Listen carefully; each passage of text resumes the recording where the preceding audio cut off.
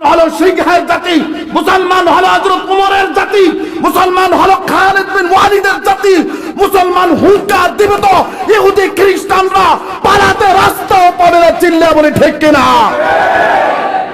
এদেশে মুসলমান আছে, মুসলমান থাকবে। এদেশে ইসলাম আছে, ইসলাম থাকবে। এদেশে কোরআন আছে, কোরআন থাকবে। এদেশে টুপিওয়ালা আছে, টুপিওয়ালা থাকবে।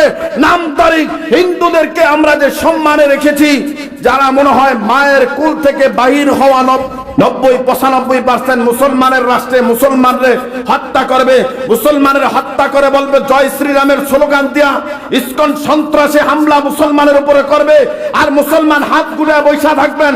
এখন আছেন 90%, পরবর্তীতে আপনি 90% থাকবেন না, তাদের কাছে মাথা নত করে থাকতে হবে।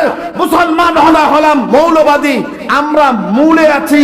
আর যারা আমাদেরকে মৌলবাদী বলে তারা হলো আগাবাদী। আমরা যখন মূল থেকে লারা দিব তখন মামু বাড়ি দিল্লি গিয়া পড়বে। আল্লামা শহীদ দেলোয়ার হোসেন সাইদির কথা ঠিক হয়েছে। আমরা মুসলমান যখন লারা দিয়েছি, স্বৈরাচার মামু বাড়ি দিল্লি গিয়ে পড়েছে, চিল্লা বলি ঠিক কিনা? আগস্টের পরে, গণ অভ্যুত্থানের পরে আমরা তাদের মন্দির পাহারা দিয়েছি যাতে ভাঙতে না পারে, আর তারা মুসলমানের উপরে ছুরির আঘাত ফালে, তারা মুসলমানকে হত্যা করে। তাদের পূর্ব পরিকল্পনা, তারা বাংলাদেশকে গিলে খেতে চায়।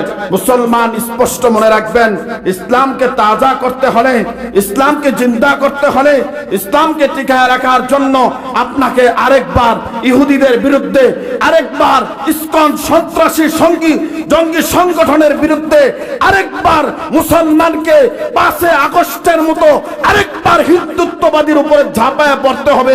ইনশাআল্লাহ রাজি আছেন তো? দুই হাত তুলে আল্লাহকে দেখান। জিহাদের ডাক হলে হিন্দুদের বিরুদ্ধে আমরা দরকার হলে যা আছে সব কিছু নিয়ে নেমে যাব, ওদেরকে মামু বাড়ি দিল্লি পর্যন্ত পাঠায় দেব ইনশাআল্লাহ। এদেশে মুসলমান আছে, মুসলমান থাকবে। এদেশে ইসলাম আছে, ইসলাম থাকবে। এদেশে কোরআন আছে, কোরআন থাকবে। এদেশে টুপিওয়ালা আছে, টুপিওয়ালা থাকবে। নামদারি হিন্দুদেরকে আমরা যে সম্মানে রেখেছি, যারা মনে হয় মায়ের কুল থেকে বাহির হওয়া নবজাতক শিশুর মতো, তাদের দালাল, আর না হয় ইসকনের দালাল, হিন্দুদের খ্রিস্টানদের দালাল, চিল্লা বলে ঠিক কিনা? কখনো মুসলমানের ঘরে জন্মগ্রহণ করে নাই, হয়তোবা মুসলমানের ঘরে জন্মগ্রহণ করেছে অবৈধ পন্থায়, অবৈধ রাস্তায়, রমনা বটমূলে অবৈধভাবে জন্মগ্রহণকারীরাই মুসলমানের বিরুদ্ধে কথা বলতে পারে। তো আপনি দেখেন, হিন্দু বৌদ্ধ খ্রিস্টান তারা আপনার 2000 কত সালে মনে হয় খেয়াল আসছে না, প্রিয়া সাহা উনি গিয়ে বলেছিলেন যে আমাদের দেশে 1.5 কোটি, বাংলাদেশে 1.5 কোটি সংখ্যালঘু, 1.5 কোটি হিন্দু বৌদ্ধ খ্রিস্টানকে মুসলমান নির্যাতন করে, তাদের ঘর বাড়ি জ্বালায় দিছে, পুড়ায় দিছে, তাদেরকে নির্যাতন করে, নিপীড়ন, তাদেরকে হত্যা করে, বহু মা বোনদের ইজ্জত নষ্ট করেছে। ডোনাল্ড ট্রাম্পের কাছে সে বিচার দিয়েছিল প্রিয়া সাহা নামক এক মহিলা। এবার বলেন, হিন্দু বৌদ্ধ খ্রিস্টান ঐক্য পরিষদ হলে, তো তারা যদি ঐক্য হয় তাইলে সংখ্যালঘুকে তারা না আমরা আমাগোই দেশের মধ্যে সংখ্যালঘু বানায় রাখছে।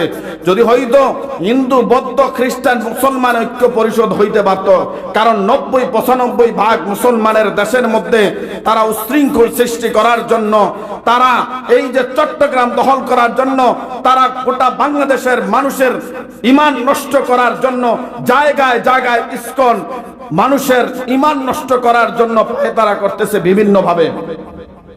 আপনার ফরিদপুর, এটা ফরিদপুর মধুপুরে সম্ভবত, ফরিদপুর মধুপুরে আপনার মধুখালীতে, ফরিদপুর মধুখালীতে কয়েকদিন আগে মাদ্রাসার ছাত্রদেরকে নিয়ে আপনার মন্দিরে নিয়ে পিটানো হয়েছিল। 5 জন যুবককে পিটানো হয়েছিল। এর মধ্যে 2 জন, একজনের নাম হলো আশরাফুল আর আরেকজনের নাম হলো আরশাদুল, 2 জন লোক, এদেরকে হত্যা করা হয়েছে।